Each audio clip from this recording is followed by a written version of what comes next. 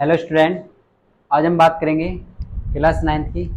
Class ninth में आज हम बात करेंगे गुरुत्वाकर्षण वाले चैप्टर की। तो हम इसमें देखेंगे इम्पोर्टेंट डेरिवेशन और न्यूमेरिकल जो एग्जाम के लिए इम्पोर्टेंट है।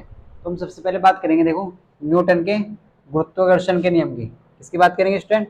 न्यूटन के गुरुत्वाकर्षण के नियम की। तो हम फिर देखेंगे उसके बाद स्मॉल जी और कैपिटल जी में डिफरेंस क्या होता है, स्मॉल जी और कैपिटल जी में क्या डिफरेंस होता है, क्या अंतर होता है, इसके बारे में देखेंगे। फिर उन पर बेस न्यूमेरिकल करेंगे। तो हम स्टूडेंट सबसे पहले देखेंगे न्यूटन का गुरुत्वाकर्षण का नियम क्या होता है। देखो, हमारे पास जो पहली हेडिंग है वो है न्यूटन का गुरुत्वाकर्षण का नियम।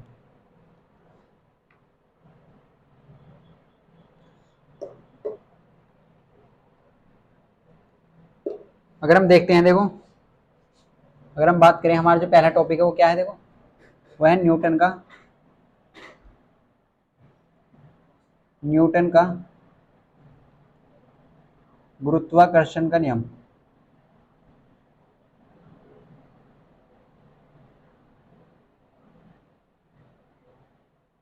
अगर स्टैंड न्यूटन के गुरुत्वाकर्षण के नियम की बात करें हम, तो न्यूटन का गुरुत्वाकर्षण का नियम क्या होता है, देखो, इसके बारे में थोड़ा सा समझते हैं। तो न्यूटन का जो गुरुत्वाकर्षण का नियम होता है, ये किसके बेस पे दिया गया है?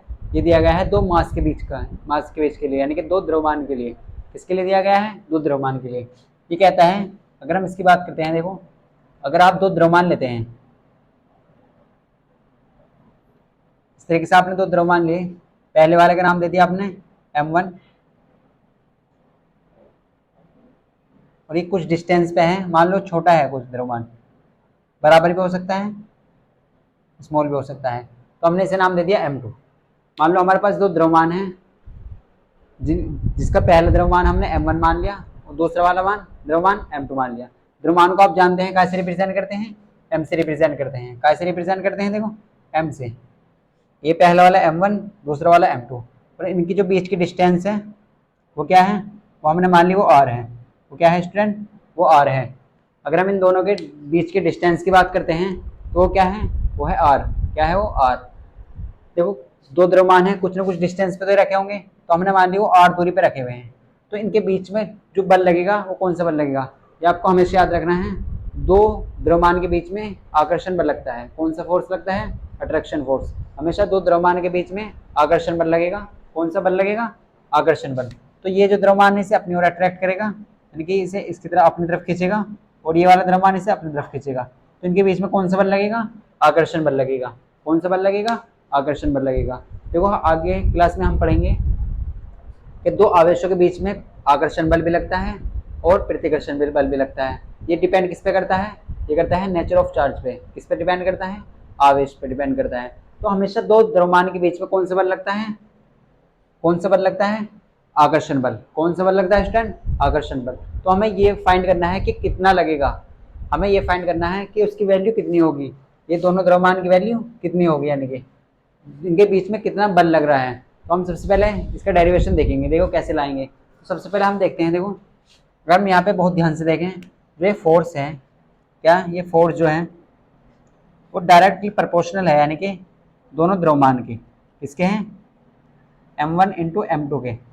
अगर आप दोबारा से देखें ध्यान से, तो ये क्या लिख रहा है, देखो, इसका मतलब होता है F समानुपाती है किसके? m1 इंटू m2 के। या आप इसे ऐसा कह सकते हैं, जो द्रव्यमान है वो समानुपाती है किसके? फोर्स के। फोर्स जो है वो क्या है? डायरेक्ट प्रोपोर्शनल है किसके? दोनों द्रव्यमान के गुणनफल के। मल्टीप्लाई को आप बोलते हैं गुणनफल। तो दोनों गुणनफल के क्या है? समानुपाती है। इसका मतलब यह है, अगर दोनों द्रव्यमान का गुणनफल ज्यादा है तो फोर्स भी उनके बीच में ज्यादा लगेगा। अगर दोनों द्रव्यमान का गुणनफल ज्यादा है तो उनके बीच में जो फोर्स है वो कितना लगेगा? वो भी ज्यादा होगा। अगर दोनों द्रव्यमान की वैल्यू ज्यादा है, अगर मास ज्यादा लेंगे तो आप फोर्स भी ज्यादा लगेगा। आप ऐसे भी कह सकते हैं। इसका नाम हमने दे दिया इक्वेशन 1। क्या नाम दे दिया इसे? इक्वेशन 1। इस तरीके से अगर सेकंड कंडीशन की बात करें हम, तो सेकंड कंडीशन क्या है हमारे पास? जो डिस्टेंस है, आप इसे स्मॉल r लिख लीजिए इस तरीके से। जो डिस्टेंस है ये 1/r² के बराबर है। आप इसे ऐसा कह सकते हैं, जो डिस्टेंस है वो फोर्स के इनवर्सली प्रोपोर्शनल है। क्या है? व्युत्क्रमानुपाती है, यानी कि रेसिप्रोकल है। क्या है? स्क्वायर के रेसिप्रोकल है। या आप ऐसे कह सकते हैं, जो ये डिस्टेंस है, दोनों द्रव्यमान के बीच की जो डिस्टेंस है वो फोर्स के इनवर्सली प्रोपोर्शनल है। क्या है?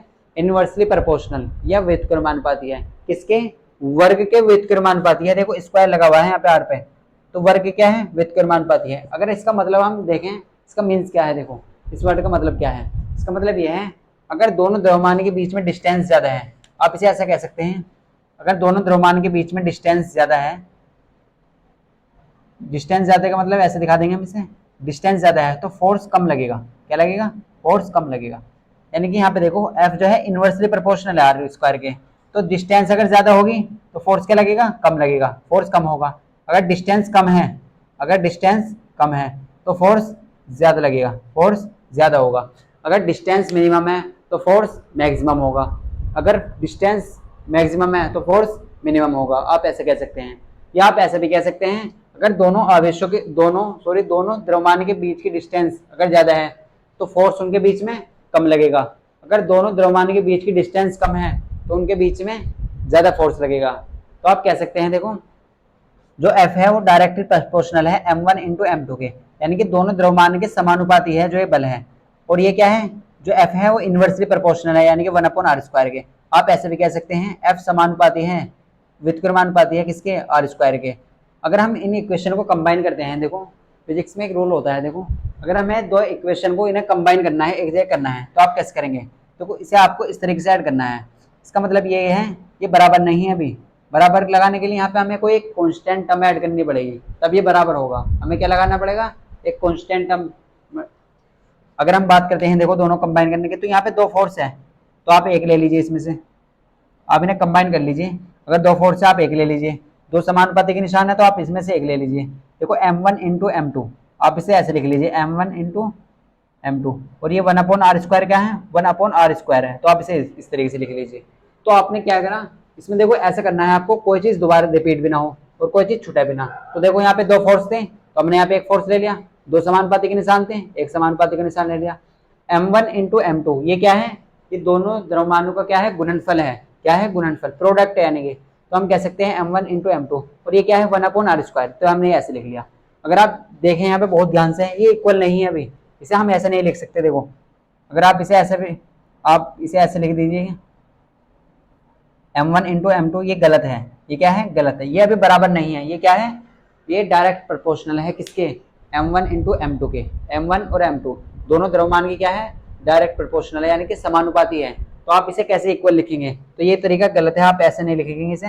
देखिए आप ऐसे लिखना है आपको। अगर हम बात करते हैं देखो इसकी, तो आपको इस तरीके से लिखना है। अगर हम यहाँ देखें तो यहाँ क्या है, देखो यहाँ है F समानुपाती m1 m2 अपॉन r²। क्या है, देखो हमारे पास m समानुपाती m1 m2 अपॉन r² के। तो आप ये ऐसे भी कह सकते हैं, जो फोर्स है, अगर यहाँ पे देखो m1 m2 है तो आपके पास दो द्रव्यमान है, अगर द्रव्यमान ज्यादा है तो फोर्स भी ज्यादा होगा, और डिस्टेंस ज्यादा है तो फोर्स कम होगा। ये आपको याद रखना है। अगर दोनों द्रव्यमानों के बीच की डिस्टेंस ज्यादा है, m क्या है, m है मास, हम यहाँ पे लिख लेते हैं इसे। m जो है वो क्या रिप्रेजेंट कर रहा है, m जो रिप्रेजेंट कर रहा है वो कर रहा है मास को, किसको, द्रव्यमान को। और जो f है वो क्या है, f आप जानते ही हैं, f होता है फोर्स, क्या होता है, बल। f क्या होता है, बल होता है। अगर हम यहाँ पे आप ध्यान से देखें यहाँ पे, तो m जो रिप्रेजेंट कर रहा है वो किस चीज को रिप्रेजेंट कर रहा है, मास को, और f फोर्स को या बल को। आप कह सकते हैं m क्या है, मास, और f क्या है, बल। f क्या है, बल।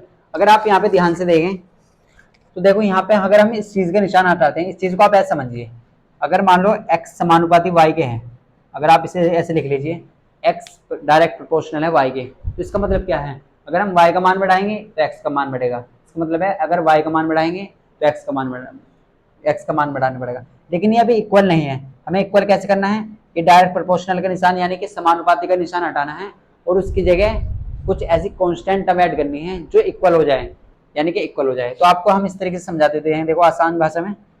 जैसे आपके सामने 10 समानुपाती 5 के हैं, क्या है, 10 समानुपाती 5 के, आपको RHS साइड में ऐसा कुछ ऐड करना है जो इसके इक्वल हो जाए। आपको ऐसे ही चीज की मल्टीप्लाई करनी है जो इसके इक्वल हो जाए। इसे हटाने के बाद एक इक्वल का निशान आएगा, और एक आपको कांस्टेंट टर्म ऐड करनी है जो इसके इक्वल हो जाए। तो यहाँ पे अगर हम 2 की मल्टीप्लाई कर दें तो ये किसके इक्वल हो जाएगा, ये तो इक्वल हो जाएगा LHS बराबर RHS क्या है, यानी कि तो ऐसी कांस्टेंट टर्म यहाँ पे क्या आई, 2, क्या आई, 2। देखो ये तो वैल्यू हमारे पास फिक्स है, तो इसलिए हम जान देते हैं ये किसके, अगर 2 के मल्टीप्लाई कर देंगे तो ये इक्वल हो जाएगा। इस तरीके से अगर हम आपसे कहें जैसे ये है 20 समानुपाती 5 के हैं, तो हम कैसे करें देखो, तो आप कह सकते हैं इसकी जगह इक्वल लगा दीजिए और यहाँ पे क्या है, किस चीज की मल्टीप्लाई करी जाए 4 की, तो ये इक्वल हो जाएगा। तो इसी तरीके से हमें यहाँ पे करना है। देखो यहाँ पे क्या है, हाँ यहाँ पे तो हमारे पास क्वेश्चन में गिवन वैल्यू गिवन है, लेकिन यहाँ पे हमें वैल्यू नहीं पता फोर्स की, हमें क्या है फोर्स की वैल्यू वैल्यू तो पता नहीं, तो हम कैसे निकालेंगे देखो। तो आप सबसे पहले ऐसे लिख लीजिए, एफ जो है वो क्या है समानुपात, एफ बराबर क्या है, अगर आप यहाँ पे इसका निशान हटाते हैं समानुपाती का तो इक्वल का निशान आएगा, और यहाँ पे आपको इसी तरीके से जी ऐड करना पड़ेगा, कैपिटल जी, जैसे हमने वहां पे नंबर ऐड करा था तो इस तरीके से आपको जी ऐड करना पड़ेगा। क्या करना पड़ेगा, जी की मल्टीप्लाई करनी पड़ेगी, तब इसके इक्वल होगा। क्या होगा, तब इसके इक्वल। अब देखो आप जानते हैं कैपिटल जी की वैल्यू फिक्स होती है, कितनी होती है, अगर हम मान लो जी की मल्टीप्लाई इस प्रोडक्ट में कर देते हैं, इस कॉम्पोनेंट में कर देते हैं, तो ये एफ के इक्वल हो जाएगा, ऐसे साइंटिस्टों के द्वारा माना गया है। तो हम ऐसे लिख सकते हैं एफ बराबर जी m1 m2 upon R square. आप इस चीज को ऐसे भी लिख सकते हैं, देखो F equal to G m1 m2 upon R square. और आप जानते हैं फोर्स, किसी भी टाइप का फोर्स हो उसका जो मात्रक होता है वो क्या होता है, न्यूटन होता है। क्या होता है, न्यूटन होता है। एफ बराबर जी m1 m2 upon R square. अब देखो आपके दिमाग में क्वेश्चन आएगा कि कैपिटल जी क्या है।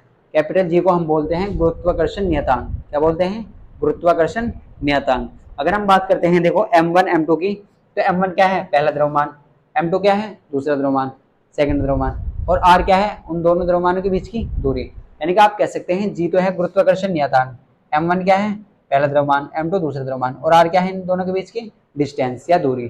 तो जी m1 m2 upon R square, ये हमारे पास क्या है, एक फॉर्मूला आ चुका है, f बराबर जी m1 m2 upon R square. तो आप कह सकते हैं हमारे पास ये डेरिवेशन यानी कि इसका फॉर्मूला आ चुका है, capital G m1 m2 upon R square. तो स्टूडेंट आप वीडियो को पॉज करके इसे नोट कर सकते हैं।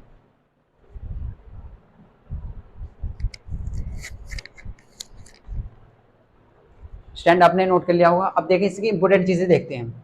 इसमें सबसे इंपॉर्टेंट चीज क्या है, देखो इसमें कैपिटल जी। तो आपने अभी देखा कैपिटल जी को हम क्या बोलते हैं, कैपिटल जी को हम बोलते हैं गुरुत्वाकर्षण नियतांक। क्या बोलते हैं, गुरुत्वाकर्षण नियतांक, या आप कैसे इसे कह सकते हैं ग्रेविटेशनल कांस्टेंट। क्या बोल सकते हैं, ग्रेविटेशनल कांस्टेंट। क्या बोल सकते हैं इसे, ग्रेविटेशनल कांस्टेंट। और इसकी जो वैल्यू होती है वो फिक्स होती है, कितनी होती है, 6.67 गुना 10 की पावर माइनस के 11। 6.67 गुना 10 की पावर माइनस के 11 क्या होती है, देखो 6.67 गुना 10 की पावर माइनस के 11, ये इसकी वैल्यू फिक्स होती है। अब आपके दिमाग में क्वेश्चन आना चाहिए कि हमने यहाँ पे एक जगह छोड़ दी है, वो क्या है, हमें सबसे पहले इसमें कैपिटल जी का मात्रक निकालना होगा, क्योंकि क्वेश्चन में सबसे ज़्यादा इंपॉर्टेंट होता है इसका मात्रक। फिजिक्स में आप किसी भी चीज़ की वैल्यू निकालते हैं तो उसका मात्रक लगाना बहुत इंपॉर्टेंट होता है। देखो तो हम इसका मात्रक निकालेंगे, तो मात्रक कैसे लाएंगे, देखो हमारे पास देखो फॉर्मूला है, तो हम मात्रक यहाँ से लेकर आएंगे। तो आपको क्या याद रखना है, देखो सबसे पहले आपको देखना है कैपिटल जी को क्या बोलते हैं। कैपिटल जी को हम बोलते हैं गुरुत्वाकर्षण नियतांक। क्या बोलते हैं, गुरुत्वाकर्षण नियतांक। अगर हम बात करते हैं कैपिटल जी की वैल्यू की, तो वो कितनी होती है, होती है 6.67 गुना 10 की पावर माइनस के 11। कितनी होती है, 6.67 गुना 10 की पावर माइनस के 11। ये आपको लर्न करनी है, याद रखनी है, 6.67 गुना 10 की पावर माइनस के 11। और F इक्वल टू कितना होता है, capital G m1 m2 upon R square. और ये न्यूटन जो है वो फोर्स का मात्रक है।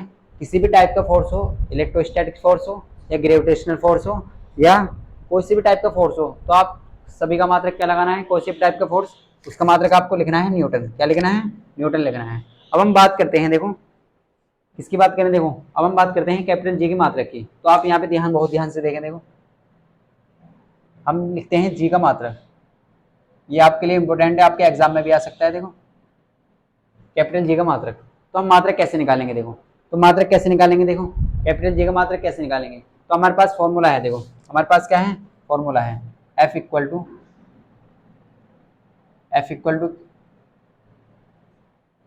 स्टैंड। आप इसे नोट करिए, नेक्स्ट देखते हैं।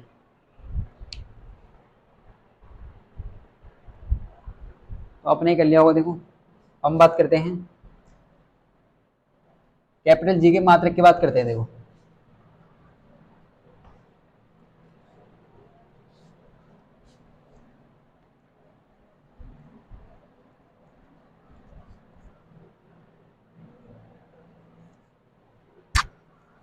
तो हम बात करते हैं कैपिटल जी का मात्रक। तो आप ऐसे लिख लीजिए, मात्रक को आप बोलते हैं यूनिट। क्या बोलते हैं? यूनिट। तो हमें क्या निकालना है? कैपिटल जी का मात्रक निकालना है। क्या निकालना है आपको? कैपिटल जी का मात्रक। आपके पास फॉर्मूला आ चुका है। फॉर्मूला क्या है आपके पास? F equal to G M one M two upon R square. क्या आया देखो? F इक्वल टू आप ऐसे ऐसे लिख सकते हैं, देखो F equal to G M one M two upon R square. तो आप कह सकते हैं M1 क्या है? पहला द्रव्यमान। M2 द्रव्यमान है, M2 भी सेकंड द्रव्यमान, और R जो है इनके बीच की डिस्टेंस है। क्या है? R इनके बीच की डिस्टेंस, यानी कि दोनों द्रव्यमान के बीच की दूरी है। क्या है? दोनों द्रव्यमान के बीच की दूरी। तो आप कह सकते हैं F इक्वल टू क्या है? G M1 M2 upon R square. तो आप इसे ऐसे लिख लीजिए इस तरीके से, और इसका जो मात्रक है आप न्यूटन लगा दीजिए। क्या लगा दीजिए? न्यूटन। अब हम बात करते हैं देखो इसके मात्रक की, कैपिटल जी के मात्रक की। तो मात्रक कैसे लाएंगे? आप सबसे पहले यहाँ पे 1 मान लीजिए, वो क्रॉस मल्टीप्लाई करें इस तरीके से। तो अगर आप जी M1 M2 के 1 में करेंगे तो जी M1 M2 आ जाएगा, और F की आप आर स्क्वायर में कर दीजिए। आप क्रॉस मल्टीप्लाई कर लीजिए। यहाँ पे आप क्या करेंगे, क्योंकि हमें किसकी वैल्यू चाहिए? हमें कैपिटल जी की वैल्यू चाहिए, और कैपिटल जी की वैल्यू लाने के लिए हमें जी एक तरफ लाना होगा, यानी कि अलग लाना होगा, एक तरफ करना होगा। तो हम अगर जी M1 M2 की 1 में मल्टीप्लाई करते हैं तो जी M1 M2 इक्वल टू किसका आ जाएगा? F इंटू आर स्क्वायर के। किसके इक्वल आ जाएगा? F इंटू आर स्क्वायर के। तो अगर आप बहुत ध्यान से देखें, आपको किस चीज़ की वैल्यू चाहिए? आपको वैल्यू चाहिए जी की। तो आप जी को इस इधर की तरफ रहने दीजिए, और जो चीज़ मल्टीप्लाई में आप कहाँ पे ले जाइए? आप डिवाइड में ले जाइए। कहाँ ले जाएंगे आप? डिवाइड में ले जाएंगे। कहाँ ले जाएंगे? डिवाइड में। तो जो M1 M2 क्या है? M1 M2, तो ये क्या आ जाएगा? M1 M2। और कैपिटल जी की तो हमें वैल्यू किसकी चाहिए? हमें जी की वैल्यू चाहिए। हमें किसकी वैल्यू चाहिए? कैपिटल जी की वैल्यू। तो कैपिटल जी इक्वल टू किसके हो चुका है? F into R square upon M1 into M2। किसके इक्वल आ चुका है? कैपिटल जी इक्वल टू, देखो यहाँ पे F into R square M1 into M2, M1 into M2, तो इसके इक्वल आ चुका है। अगर हम बात करते हैं, देखो आप सभी जानते हैं, देखो हम यहाँ पे लिख देते हैं, फोर्स का जो मात्रक होता है वो क्या होता है? फोर्स का मात्रक होता है न्यूटन। अगर हम मास की बात करें तो मास का जो यूनिट होती है वो होती है किलोग्राम। अगर डिस्टेंस की बात करें तो किसी भी टाइप की डिस्टेंस हो, सभी का मात्रक क्या होता है? मीटर होता है। क्या होता है? मीटर। क्या होता है? देखो मीटर। न्यूटन को हम एन से रिप्रेजेंट कर देंगे, मास को हम किलोग्राम से रिप्रेजेंट करते हैं, और डिस्टेंस को मीटर से रिप्रेजेंट करते हैं। या आप ऐसा भी कह सकते हैं, देखो जो फोर्स का जो मात्रक होता है वो न्यूटन होता है। अगर मास की बात करें, द्रव्यमान का जो मात्रक होता है वो किलोग्राम होता है। अगर हम बात करते हैं डिस्टेंस की, किसी भी प्रकार की दूरी है डिस्टेंस, तो आप उसका मात्रक क्या लिखेंगे? देखो मीटर। क्या होता है? मीटर। किसी भी टाइप की डिस्टेंस हो तो आप उसका मात्रक क्या लिखेंगे? मीटर। क्या लिखेंगे? मीटर। अब हम बात करते हैं, देखो कैपिटल जी की। तो हमारे पास जो वैल्यू आई है वो यहाँ पे लिख लीजिए आप। क्या वैल्यू आई है? G equal to F into R square M1 into M2। क्या आ चुकी है? F into R square M1 into M2। अगर हम बात करते हैं F की, किसकी बात करते हैं? F की। तो आप F को जानते हैं, F को क्या बोलते हैं? फोर्स। क्या बोलते हैं आप F को? फोर्स। और फोर्स को आप जानते हैं, फोर्स को हम कहते हैं हिंदी में बल। क्या कहते हैं? बल। और बल का जो मात्रक होता है वो होता है न्यूटन। क्या होता है? ऐसा ही मात्रक न्यूटन होता है। क्या होता है? ऐसा ही मात्रक न्यूटन। तो आप बल की जगह न्यूटन रख दीजिए यहाँ पे। क्या होता है बल का मात्रक? न्यूटन होता है। क्या होता है? देखो न्यूटन। तो आप यहाँ पे न्यूटन की जगह एन लिख दीजिए। अगर हम बात करते हैं, देखो डिस्टेंस की, तो बल का जो मात्रक है वहाँ क्या निकाला हमने? एन। अगर हम बात करते हैं आर की, तो आर क्या है? डिस्टेंस। क्या है आर? डिस्टेंस। किसके बीच की? दोनों द्रव्यमान के बीच की। अगर आप डिस्टेंस की बात करें तो डिस्टेंस किसी भी टाइप की हो, डिस्टेंस का जो मात्रक होगा वो क्या होगा? हमेशा मीटर होगा। क्या होगा? मीटर। तो आप मीटर लगा दीजिए यहाँ पे। मीटर को आप एम लिख दीजिए, और इसका स्क्वायर है तो आप यहाँ पे भी स्क्वायर लगा दीजिए। अगर हम अपोन में बात करते हैं तो अपोन में है M1 इंटू M2। क्या है? M1 into M2। तो M1, M क्या है? मास। और मास का मात्रक क्या होता है द्रव्यमान का? किलोग्राम। क्या होता है? किलोग्राम। तो मास को आप ऐसे लिख लीजिए kg। और देखो M2 क्या है? M2 मास है, और 2 किस चीज को रिप्रेजेंट कर रहा है? सेकंड द्रव्यमान को। तो आप यहाँ पे भी क्या आएगा? मास का द्रव्यमान, यानी कि मास का मात्रक किलोग्राम। क्या आ जाएगा? किलोग्राम। अगर आप इसे फर्दर सोल्व करेंगे, देखो तो क्या आ जाएगा? Newton metre square. आप इसे ऐसे लिख लीजिए, न्यूटन मीटर स्क्वायर। अब देखो केजी की केजी मल्टीप्लाई करेंगे तो क्या आ जाएगा? KG square. क्या आ जाएगा? KG square. तो अगर आप बहुत ध्यान से देखें तो कैपिटल जी का मात्रक क्या आ चुका है? न्यूटन मीटर स्क्वायर पर केजी स्क्वायर। क्या आ चुका है? न्यूटन मीटर स्क्वायर पर केजी स्क्वायर। तो आप कह सकते हैं, अगर आपके एग्जाम में पूछा जाता है कैपिटल जी का मात्रक क्या होता है? न्यूटन मीटर स्क्वायर पर केजी स्क्वायर। अगर आप यहाँ पे देखें तो एन क्या है? न्यूटन, एम क्या है? मीटर, और केजी क्या है? किलोग्राम। तो आप इसे ऐसे लिख लीजिए। देखो अगर हम यहाँ पे बात करते हैं, देखो कैपिटल जी की, तो आपको इस तरीके से लिख लेना है 6.67। अगर इसकी वैल्यू की बात करें तो ये होती है 6.67 गुना 10 की पावर माइनस के 11। कितनी होती है?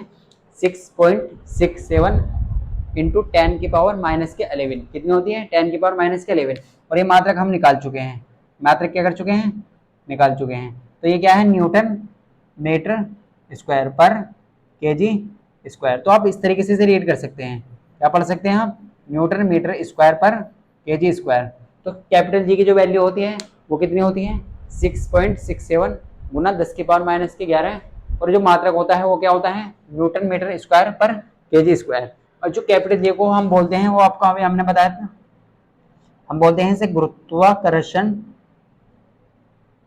नियतांक। क्या बोलते हैं? गुरुत्वाकर्षण नियतांक, या कांस्टेंट भी कह सकते हैं आप। इसे बोलते हैं ग्रेविटेशनल कांस्टेंट। क्या बोलते हैं? Gravitational constant. तो ये हमने देखा था, देखो क्या देखा था हमने? गुरुत्वाकर्षण नियतांक। तो कैपिटल जी की वैल्यू हम ला चुके हैं। तो कैपिटल जी इक्वल टू 6.67 गुना 10 की पावर माइनस के 11 न्यूटन मीटर स्क्वायर पर केजी स्क्वायर। ये तो हमने देख लिया मैथमेटिकली। अब इसे, इसकी डेफिनेशन कैसे लिखेंगे हम? इसकी डेफिनेशन कैसे लिखेंगे? देखो हमने क्या देखा था, देखो अभी हमने लिखा था, हमने क्या देखा था? दो द्रव्यमान थे, उनके बीच की डिस्टेंस थी। तो जो बल था वो डायरेक्टली प्रोपोर्शनल था दोनों द्रव्यमान के। क्या था? दोनों द्रव्यमान के डायरेक्ट प्रोपोर्शनल था। और डिस्टेंस का व्युत्क्रमानुपाती था। तो इस चीज को हम ऐसे लिखेंगे। देखो ये तो हमने मैथमेटिकली रिप्रेजेंट करा था, हम देखते हैं इसे कैसे लिखेंगे। देखो तो आपको एग्जाम में इस तरीके से लिख लेना है।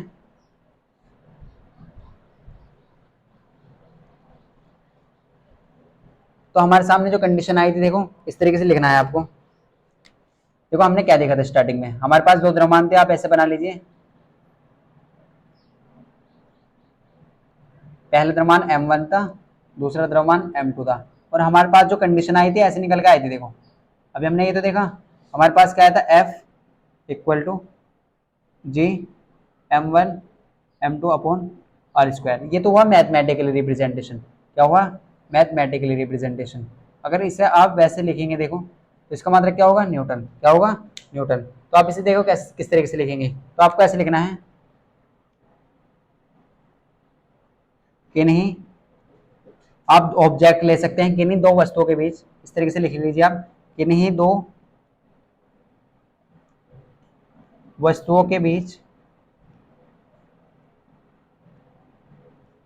लगने वाले,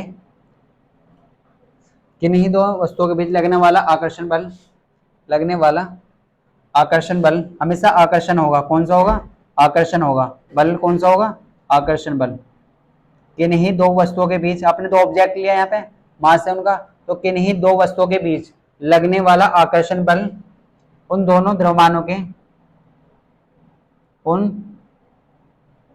दोनों द्रव्यमान के समानुपाती, उन दोनों द्रव्यमान के समानुपाती, जबकि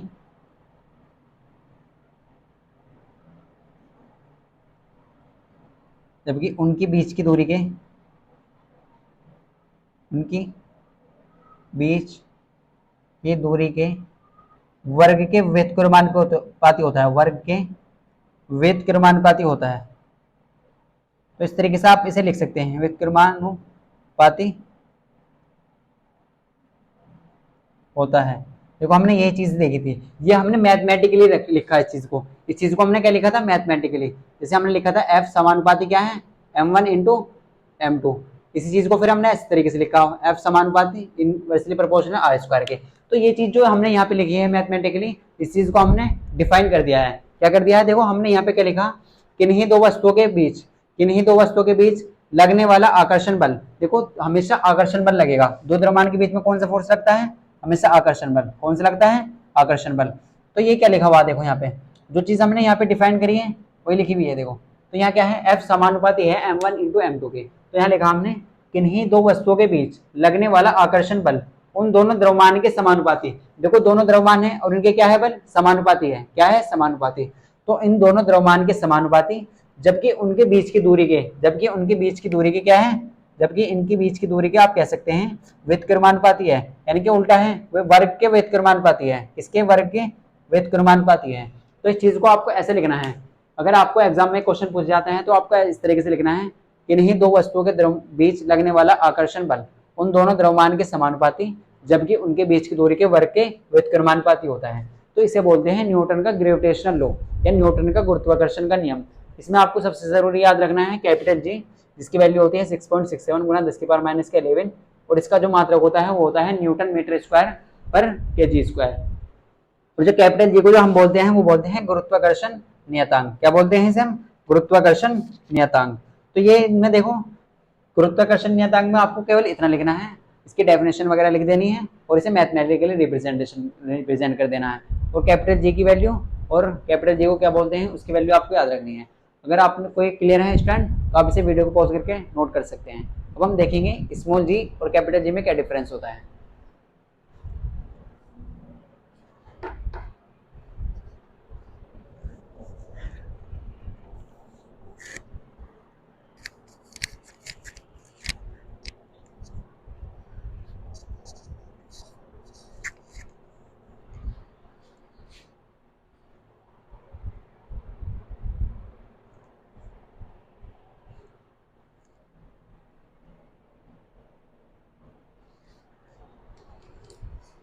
स्टैंड आपने नोट कर लिया होगा। अब हम बात करेंगे difference between small G and capital G. तो पहले हम थोड़ा सा आपको स्मॉल जी के बारे में बताएंगे। आपको अभी हमने बताया कैपिटल जी क्या होता है। कैपिटल जी को हम बोलते हैं गुरुत्वाकर्षण नियतांक, और कैपिटल जी की वैल्यू भी आपको याद रखनी है, वो होती है 6.67 गुना 10 की पावर माइनस के 11। कितनी होती है? 6.67 गुना 10 की पावर माइनस के 11, और इसका जो मात्रक होता है वो होता है न्यूटन मीटर स्क्वायर पर केजी स्क्वायर। क्या होता है? न्यूटन मीटर स्क्वायर पर केजी स्क्वायर। तो देखो हम थोड़ा सा स्मॉल जी और कैपिटल जी में डिफरेंस देखते हैं। तो ये क्वेश्चन भी इंपॉर्टेंट है आपके लिए, तो आपको ऐसे लिखना है। देखो अगर आपसे पूछा जाता है क्वेश्चन,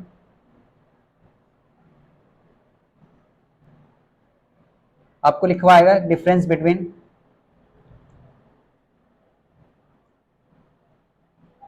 स्मॉल जी। स्मॉल जी को हम बोलते हैं गुरुत्वीय त्वरण। क्या बोलते हैं? गुरुत्वीय त्वरण। स्मॉल जी को हम बोलते हैं गुरुत्वीय त्वरण। और अगर बात करते हैं कैपिटल जी की, तो ऐसे लिखा हुआ आएगा difference between small G and capital G. और कैपिटल जी को अभी हमने बताया क्या बोलते हैं? गुरुत्वाकर्षण नियतांक। क्या बोलते हैं? गुरुत्वाकर्षण नियतांक। तो आपके सामने ये क्वेश्चन है, देखो difference between capital G and small जी।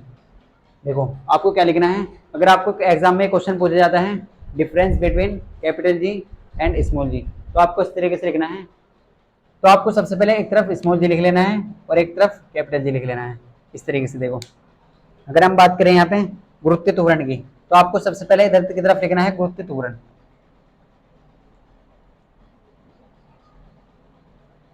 इस तरीके से लिख लेना है आपको गुरुत्वीय त्वरण। गुरुत्वीय त्वरण को आप दिखाते हैं स्मॉल जी से, किसे दिखाते हैं? स्मॉल जी से। एक तरफ लिख लेना है आपको कैपिटल जी, इसे बोलते हैं गुरुत्वाकर्षण नियतांक। क्या बोलते हैं? गुरुत्वाकर्षण नियतांक। इसे दिखाते हैं कैपिटल जी से, इससे दिखाते हैं कैपिटल जी से। तो पहला डिफरेंस अगर हम इनके बीच में देखें, देखो गुरुत्वाकर्षण त्वरण, गुरुत्वीय त्वरण को क्या कहते हैं? गुरुत्वीय त्वरण की अगर हम बात करते हैं तो गुरुत्वीय त्वरण की जो वैल्यू होती है, सबसे पहले इनकी वैल्यू लिख लेते हैं। देखो तो गुरुत्वीय त्वरण की जो वैल्यू होती है वो होती है 9.8। क्या होती है? 9.8। और जो कैपिटल जी की वैल्यू होती है वो होती है 6.67 गुना 10 की पावर माइनस के 11। कितनी होती है? स्मॉल जी की जो वैल्यू होती है वो होती है 9.8, और कैपिटल जी की जो वैल्यू होती है वो होती है 6.67 गुना 10 की पावर माइनस के 11। कितनी होती है? 6.67 गुना 10 की पावर माइनस के 11।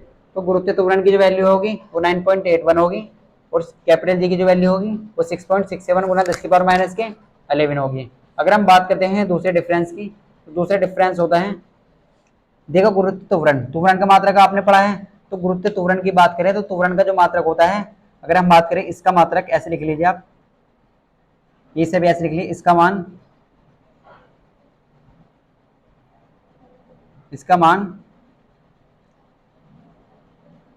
9.81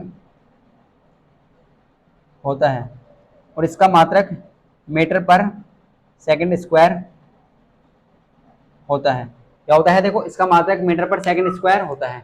अगर सेकंड नंबर पे बात करते हैं हम इस तरीके से, तो जो इसका जो मात्रक होता है अभी हमने देखा, तो कैपिटल जी का जो मात्रक होता है इसे आप ऐसे लिख लीजिए, कैपिटल जी का जो मात्रक होता है वो क्या होता है, न्यूटन मीटर स्क्वायर पर केजी स्क्वायर। क्या होता है इसका मात्रक, न्यूटन मीटर स्क्वायर पर केजी स्क्वायर होता है। तो आप इस तरीके से लिख लीजिए। देखो दो डिफरेंस देखे हमने। सबसे पहला डिफरेंस देखा एक तो इनकी वैल्यू का, तो जो स्मॉल जी की जो वैल्यू होती है वो कितनी होती है 9.81, तो जो कैपिटल जी की वैल्यू होती है वो होती है 6.67 गुना 10 की पावर माइनस के 11। अगर हम बात करते हैं फर्दर, देखो सेकंड डिफरेंस क्या देखा हमने, इसका जो मात्रक होता है वो मीटर पर सेकंड स्क्वायर होता है और जो इसका मात्रक होता है वो न्यूटन मीटर स्क्वायर पर केजी स्क्वायर होता है। अगर हम तीसरे डिफरेंस की बात करें तो तीसरा डिफरेंस होता है, देखो गुरुत्व त्वरण जो होती है वो एक अदिश राशि होती है। कौन सी, सॉरी, सदिश राशि। तो आप कह सकते हैं यह एक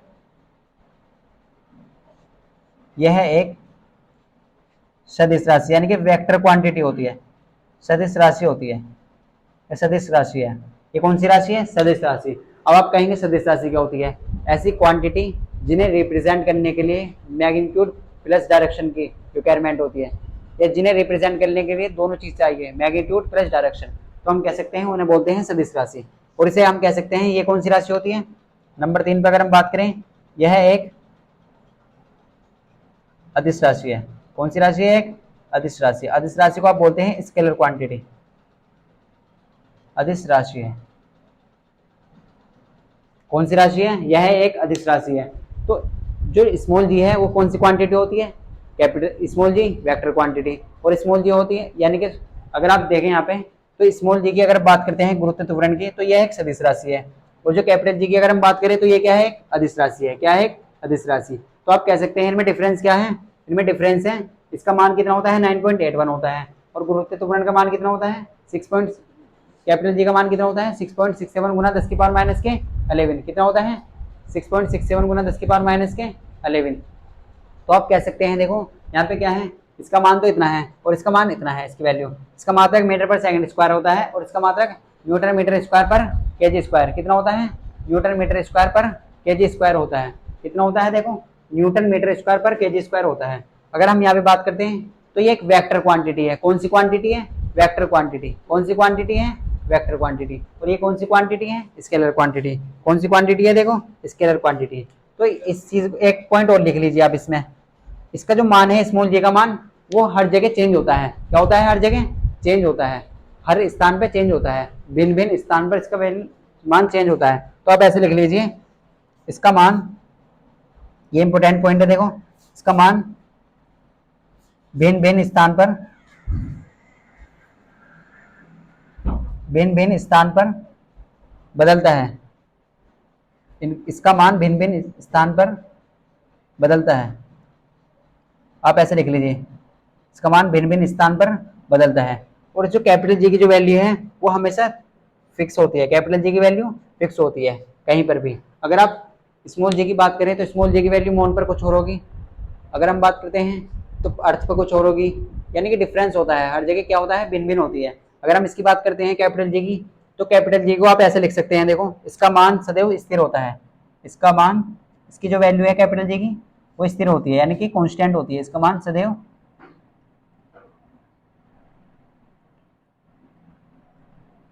स्थिर होता है। क्या होता है, देखो इसका मान सदैव स्थिर होता है। तो हमने देखो क्या डिफरेंस देखा इसमें, हमने डिफरेंस देखा स्मॉल जी और कैपिटल जी में क्या डिफरेंस होता है।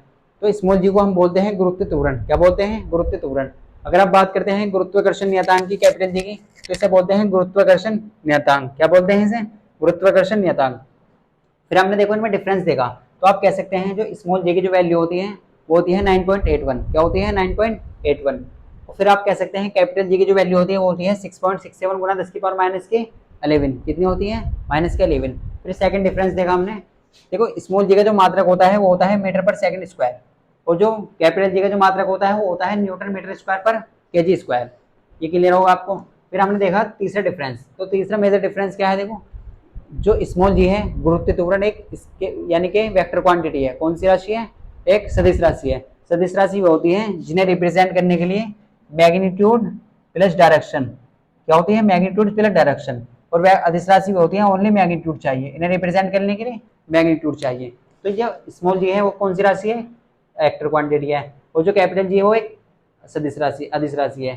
फिर हमने देखा फोर डिफरेंस यानी कि चौथे नंबर पे, तो ये क्या है? देखो इसका मान स्मॉल जी का मान हर जगह डिफरेंस होता है, यानी कि अलग अलग होता है, डिफरेंट होता है अलग अलग। तो ऐसे कह सकते हैं इसका मान भिन्न भिन्न स्थान पर बदलता है, अलग अलग होता है, ऐसे भी कह सकते हैं आप, इसका मान भिन्न भिन्न स्थान पर अलग अलग होता है।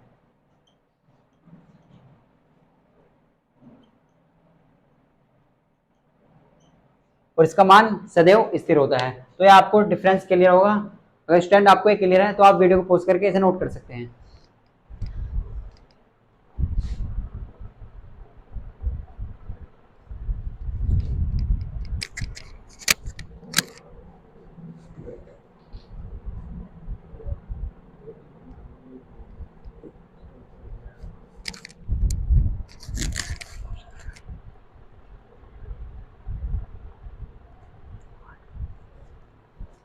तो स्टैंड आपने नोट कर लिया होगा। अब हम बात करते हैं न्यूमेरिकल की।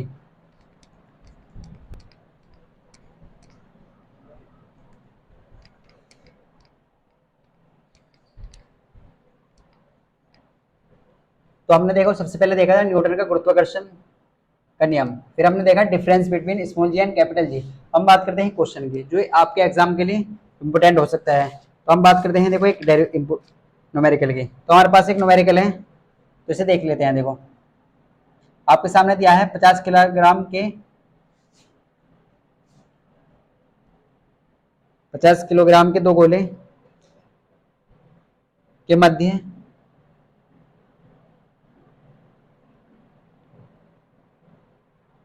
जो एक दूसरे से जो एक जो एक दूसरे से 1 मीटर की दूरी पर रखे हैं, 1 मीटर की दूरी पर हैं।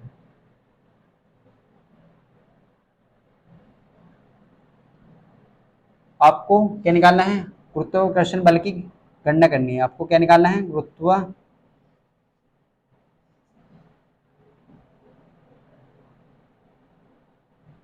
गणना कीजिए। क्या निकालना है आपको? गुरुत्वाकर्षण बल निकालना है। क्या निकालना है? देखो गुरुत्वाकर्षण बल। तो अगर हम बात करें हमारे पास क्या है, आप एक बार क्वेश्चन को रीड करिए, अच्छे से पढ़िए, जो आपको क्वेश्चन में गिवन है आप उसे लिख लीजिए और खुद से ट्राई करिए, फिर इसके बाद इसका सॉल्यूशन देखिए। देखो हमारे सामने क्या है, 50 किलोग्राम के दो गोले के मध्य जो एक दूसरे से 1 मीटर की दूरी पर है, गुरुत्वाकर्षण बल की गणना कीजिए। तो हमारे सामने देखो क्या दिया हुआ है क्वेश्चन, आप सबसे पहले इस तरीके से लिख लीजिए।